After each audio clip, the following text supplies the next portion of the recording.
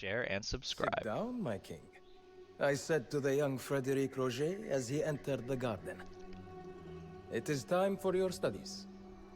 Your German tutors have no doubt told you of the deeds of your What is that? Teutonic grandfather. I knew that story by heart, the boy king replied proudly.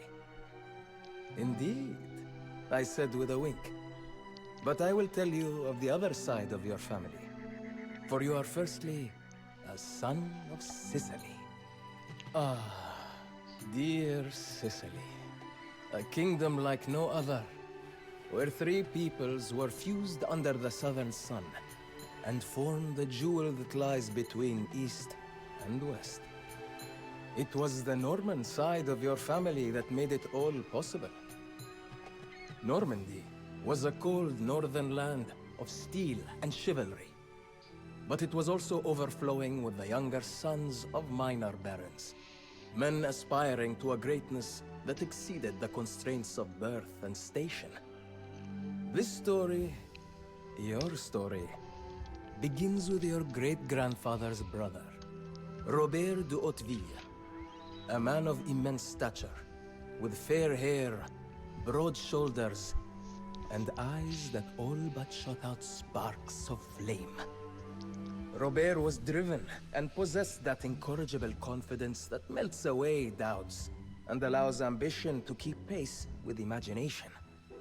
More cunning than any foe he faced, he was ever vigilant to seize any advantage, win through any means, and remain unbound by the rules of lesser men. You speak of him as a great man, but what did he do? The boy king asked, his eyes now wide with childish enthusiasm. I answered. Robert was the first to unite all Italian Normans under a single ruler. But his origins were very humble. He came from Normandy to Italy with scarcely 30 followers, and sought fortune in this land that so often rewards those with the daring and brilliance to seize it. Stories of Robert's successes in Italy inspired a Normandy broken by civil war. The Norman Duke, William, had not yet earned the title, the Conqueror, and was still a controversial young bastard, barely clinging to power. Many Norman knights, bloodied by civil war and lured by southern riches, set out for Italy. Robert's youngest brother, your great-grandfather, Roger de Hauteville, was among them. But he was different. Where Robert was ruthless and cunning, Rabbi. Roger was patient and chivalrous. He was motivated by love. Judith Devereux, cousin of Duke William, had stolen Roger's heart, and the two wished to be married. Judith's father, however, would never entertain the thought of his daughter marrying a mere landless knight. Roger had no choice but to go to Italy to prove himself worthy of the woman that he loved. But Robert Guiscard, like his brother before him, expected Roger to make his own way in Italy, as he had done years before. He offered Roger no lands and no knights. Fortunately for Roger, there was still a prize awaiting a man of his talents. An island ruled by Muslims for 2 centuries, but now divided between rival emirs, Sicily beckoned. Stories of Robert's successes in Italy inspired a Normandy broken by civil war. The Norman Duke, William, had not yet earned the title, the Conqueror, and was still a controversial young bastard, barely clinging to power. Many Norman knights, bloodied by civil war and lured by southern riches, set out for Italy.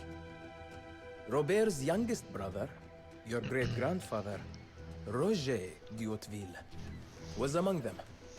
But he was different.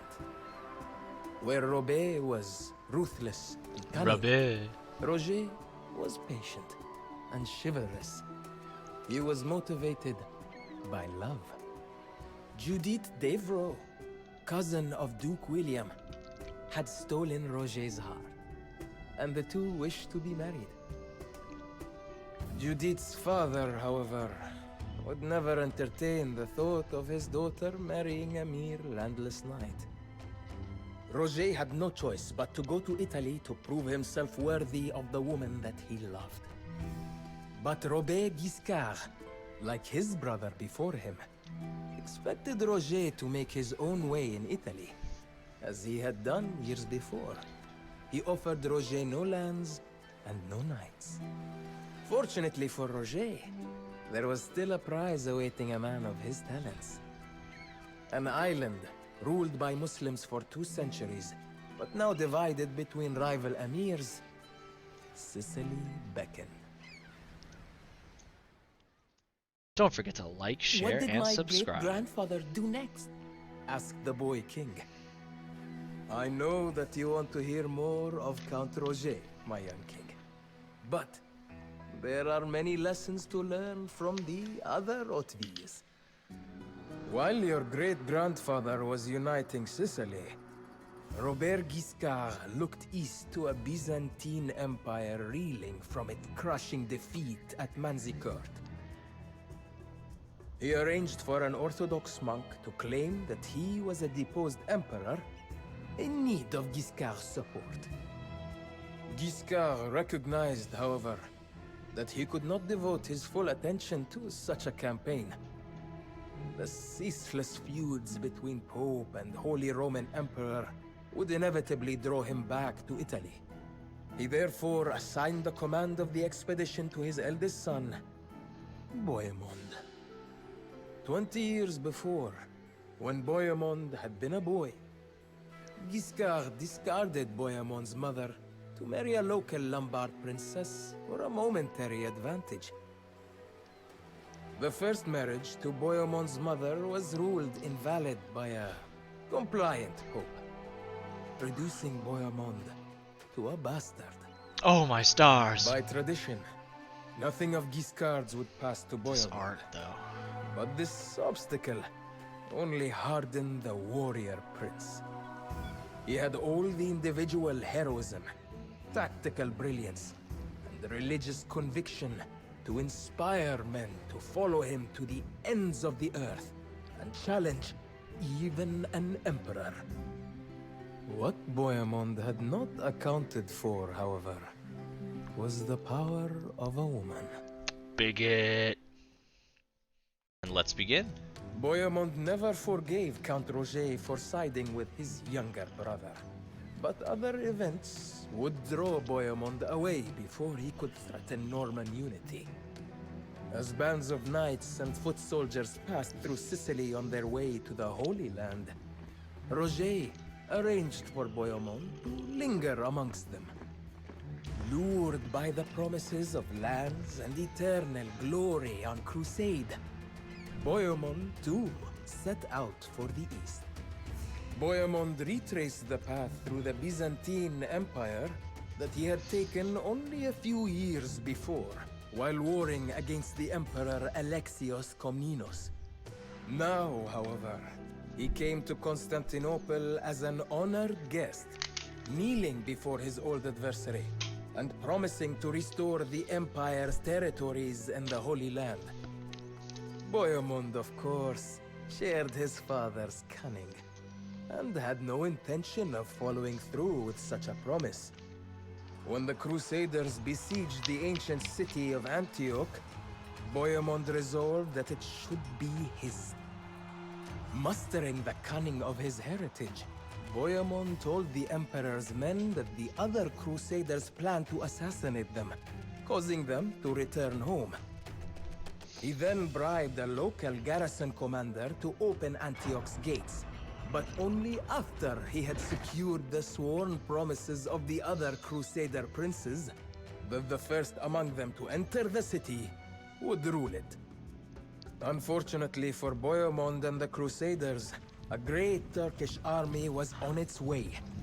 Already worn down by 8 long months of siege, Bohemond would need every ounce of his courage and his skill to survive. Our story is coming nearly to an end, my young king. Final mission confirmed. But I have not yet even told you of your grandfather. He who first wore the crown that now rests upon your head. It is a story that should sound familiar to you. Your grandfather's father, the great Count Roger, died when Roger II was only a boy. Like you, he was raised by his mother in a cosmopolitan court among Greek and Muslim tutors. While such an upbringing meant that the young Roger lacked the martial confidence of his forebears, he instead gained skills for diplomacy and statecraft that would prove far more valuable. At that time, Norman Italy was divided into 2 lordships. Apulia, ruled by Robert Guiscard's grandson, and Sicily, ruled by Roger.